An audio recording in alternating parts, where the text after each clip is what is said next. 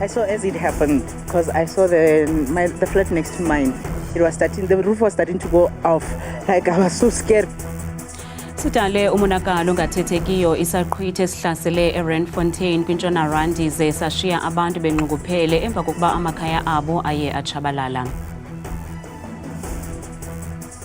Kuvumbuluke abanye ozamazama namhlanje kumgodi waseStilfontein eMntla-Ntshona nabadize kuba babulawa indlala ngaphantsi emathunjini omhlaba.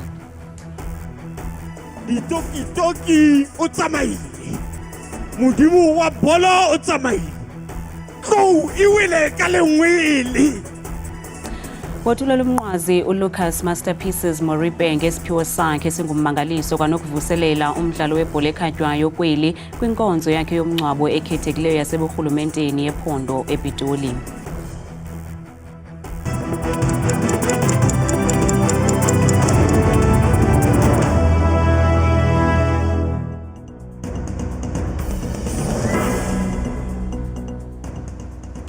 Sinamkele kwindaba zethu ngokuhlwanje andambe ndodwa ndamba nophumza sikhumba noyitolikyo lwimi lwezandla Bhotani Mzontsundu.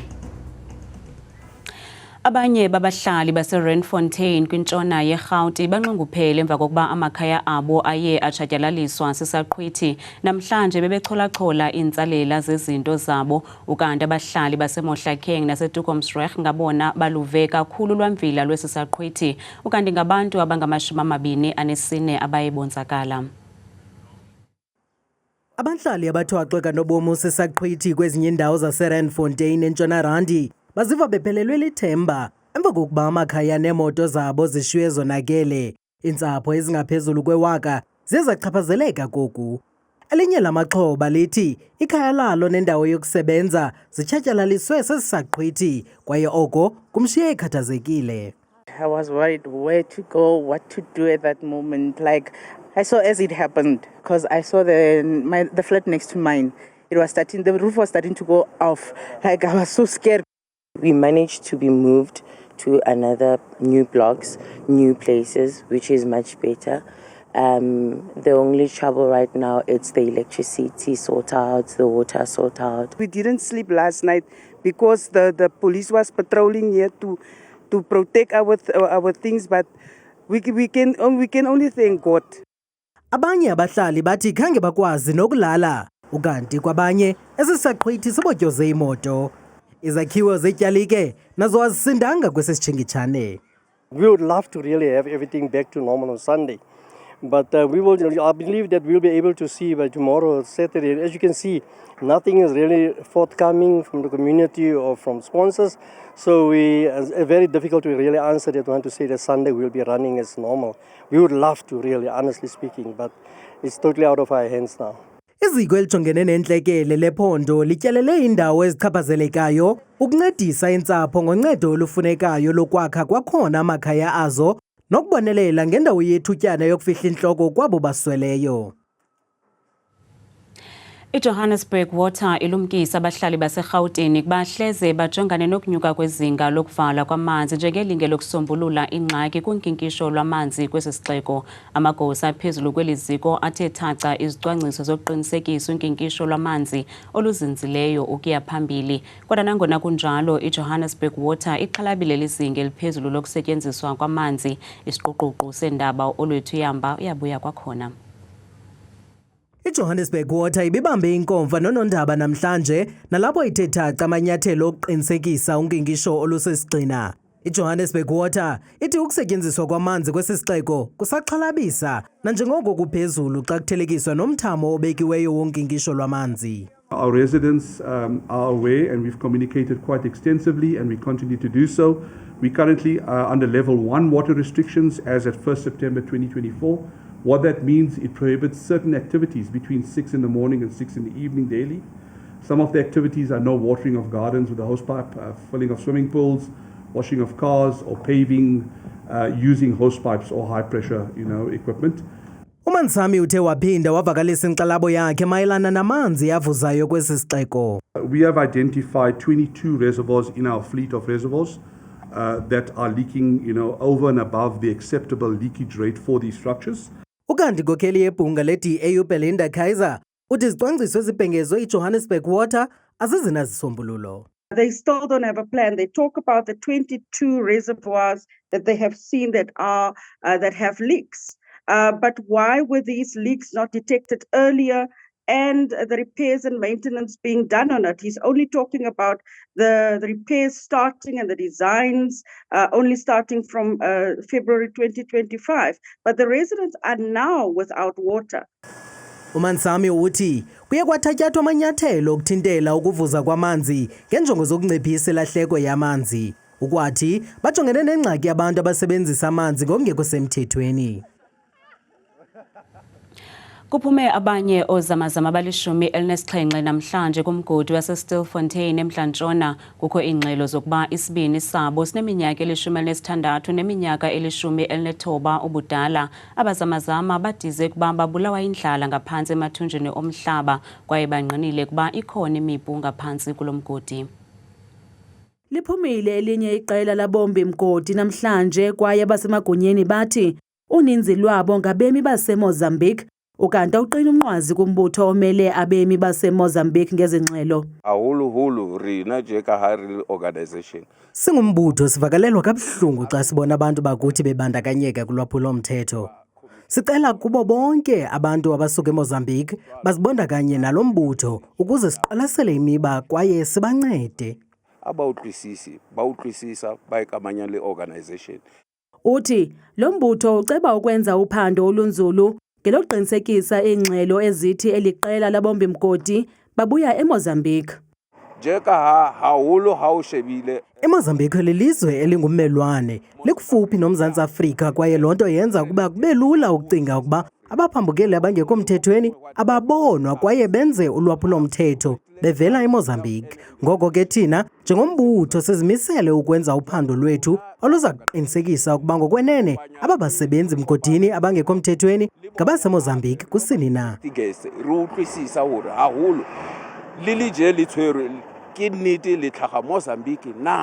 Omnye wabombi mgodi abaphumileyo uthi weza apha eStilfontein kuba wathenjiswa amathuba omsebenzi ngugxa wakhe. Umfana owandiqashayo wathi une-peace job for mna. Zange andixelele ukuba ndizosebenza phantsi komgodi. Ngalamini babhala igama lam ephepheni bathi mandingene phantsi komhlaba. Zange ndithi hayi kuba babephethe imipu. Umphathiso wamapolisa umnomzana Senzo Mchunu kulindeleke ukuba atyelele lo mgodi kwakhona ngoLwesihlanu lo siya kuwo. Mongameli weli umnomzana Cyril Ramaphosa wenze intetho yakhe yonyaka kwibhunga lesizwe lamaphondo eParlamente eKapa. Umxholo wentetho kamongameli nengxoxo-mpikiswano yalonyaka igxile kwiinzame zikarhulumente zokulwa nendlala nokuhlangabezana neendleko zokuphila ezixhomileyo. Umongameli Cyril Ramaphosa uthi kufuneka amatyathanga entsebenziswano ukulwa neqhina lendlala ithwaxa ilizwe loMzantsi Afrika.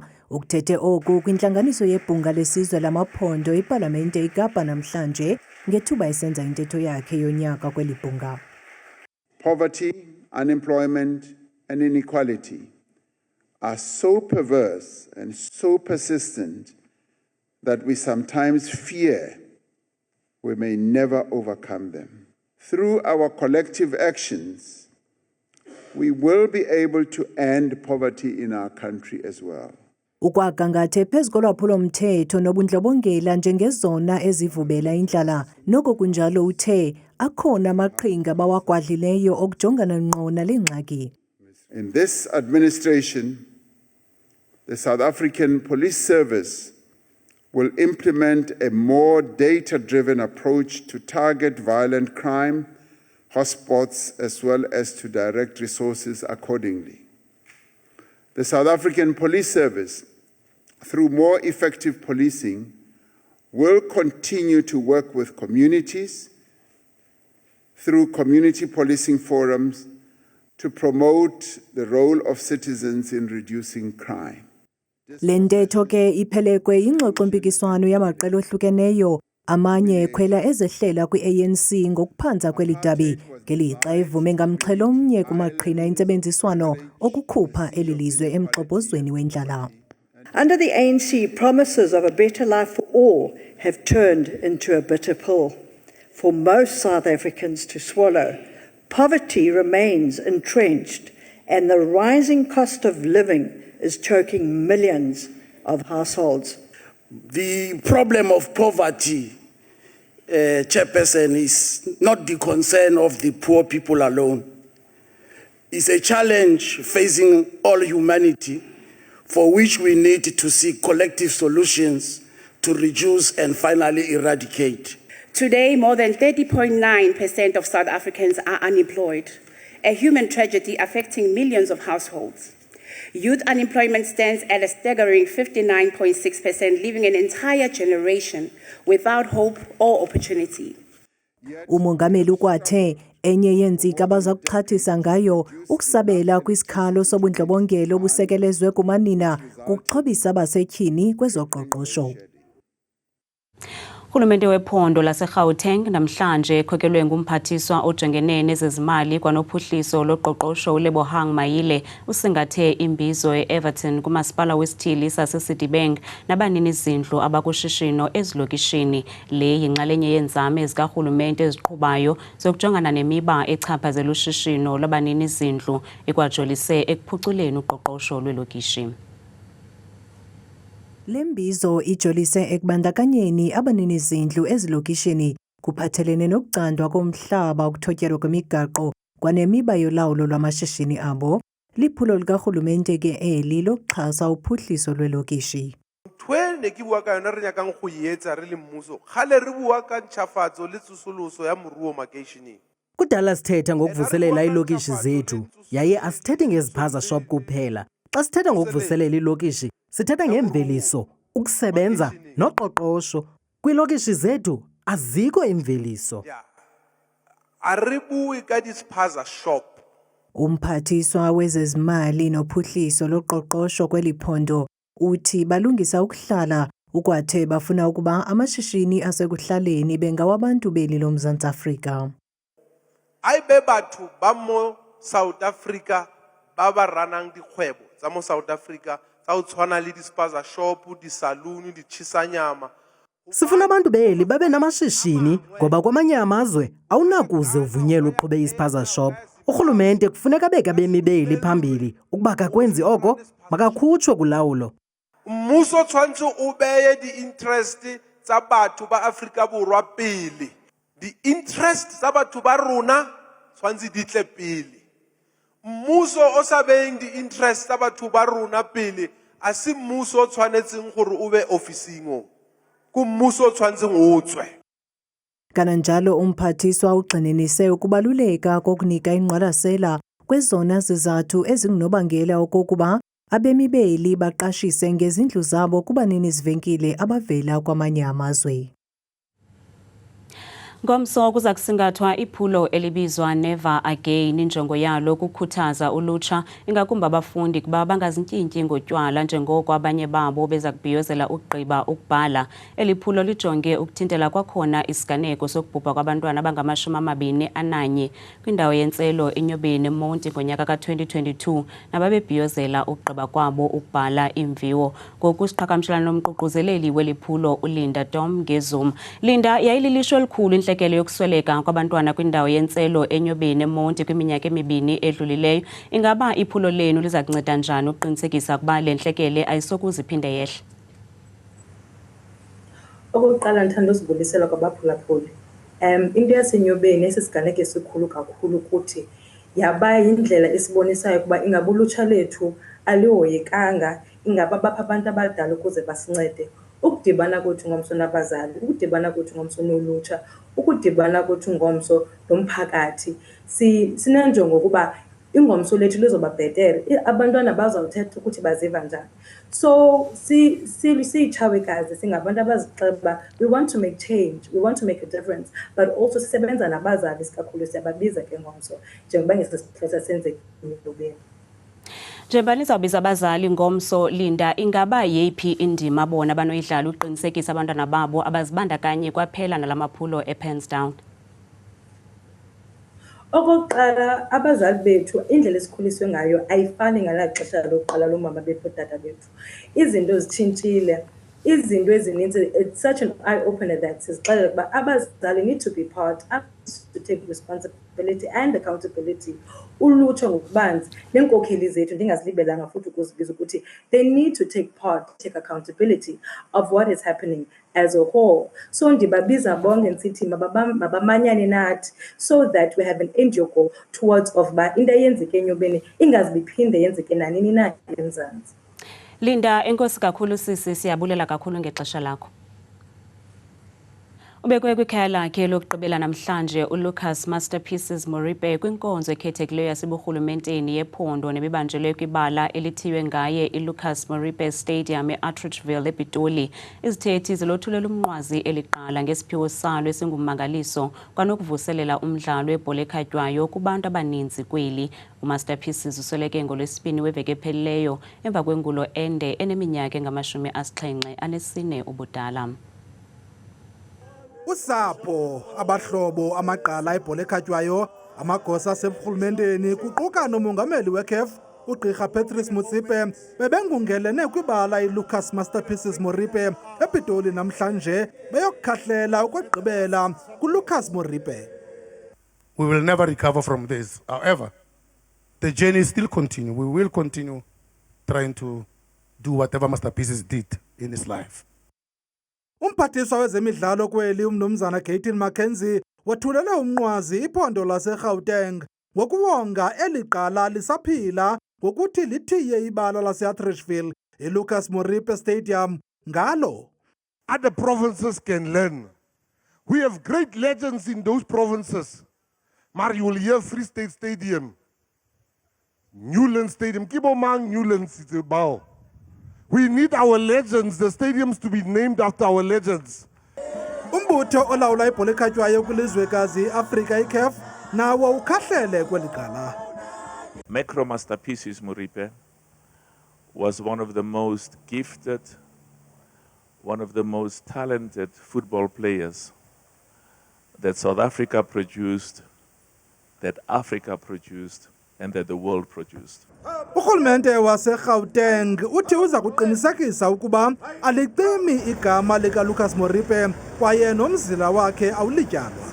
When I was elected the premier and I was requested to honor one person as a legend of football, I looked no further, and the first honor that I gave was to Lucas Masterpieces Moripe, to have the honor of the Premier's Award. uMasterpieces Moripe yaba ngumdlali wokuqala omnyama ukuya kudlala kwelaseChina. Hamba uyakuphumla ke Modimo wabholo olwakho ugqatso ulufezile. Make sijonge imidlalo elempelaveki yePSL.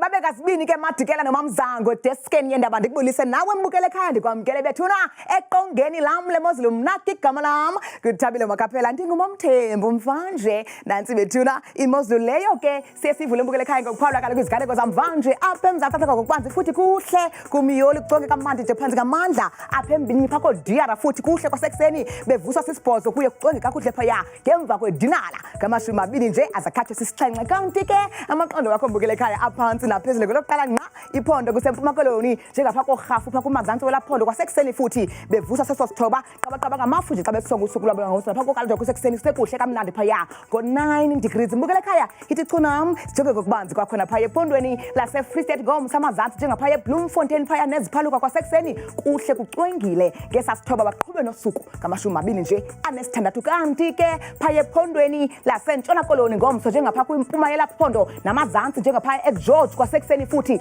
ngelashumi likhatshwa sisibini kusehle kuzole kamnandi phaya yonke imva kwemini futhi ngo24 degrees nansi kwakhona bethuna imozulu kwelaphondo laphaya eNorthern Cape ngomso indawo zonke nje zigudlunxweme njengapha koSpringbok phanga ixesha lasekuseni futhi bevuswa lishumi likhatshwa sisixhenxe kuyatshisa emva kwemini ngamashumi athathu abenesibini mbukele ekhaya nansi kwakhona bethuna imozulu kusephondweni lase-Northwest ngomso pha kumazantsi futhi koBloemhof kwimpuma yelaphondo kwasekuseni kuhlenge pha kucoke kamandi futhi ngelashumi bayaliqonga usuku lwabo kwakhona ngamashumi nje abenesithoba xa sihlabela mgama sijonga kokubanzi phaya ephondweni laseRhawutini apho sikhoyo ngalomzuzu njengapha kumantla koBronkhortspruit kwasekuseni futhi akhona amaqhafu abekiwe kakhulu phaya kala 10 degrees baqhube nemini yabo futhi beyivala ngamashumi azabe nesixhenxe mbukele ekhaya nathi kaloku yenje imozulu pha kumantla apha eMzantsi Afrika njengalaphondo kaloku lipha lona koLimpopo pha kumazantsi futhi Thabazimbi kwasekuseni phaya lishumi nje likhatshwa sisihlanu kuyatshisa emini phaya ko34 degrees nansi kwakhona bethuna imozulu phaya ephondweni lasempumalanga ngomso njengapha kaloku esikhukhuza futhi akhona amafu phaya ekuseni ngelashumi nje likhatshwa sisihlanu bayaqhuba nemini yabo beyisonga kamnandi nje kucwengile futhi ngamashumi anesithathu kanti okugqibela nqa phaya ke KwaZulu Natal njengapha kumazantsi futhi ngabanda phaya eKokstad ekuseni ngesasithathu baqhube nosuku futhi belusonga naphaya koPietermaritzburg phaya ngokuhlwa futhi ngamashumi nje abenesine mna ndikuthanda kangaka xesha limyoli